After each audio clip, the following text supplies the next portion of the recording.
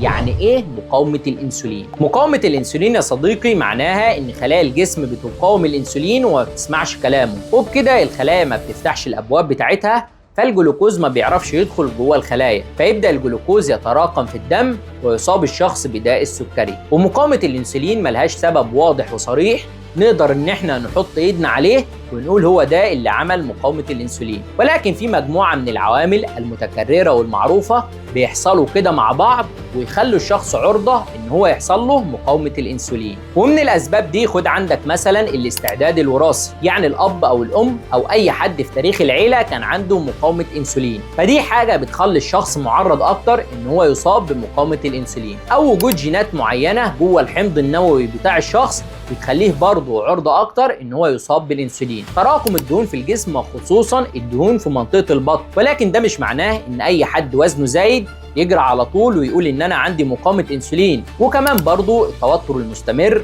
وقلة النشاط ولخبطة الهرمونات، كل دي عوامل لو اتجمعت مع بعض بتخلي الشخص عرضة اكتر ان هو يصاب بمقاومة الانسولين.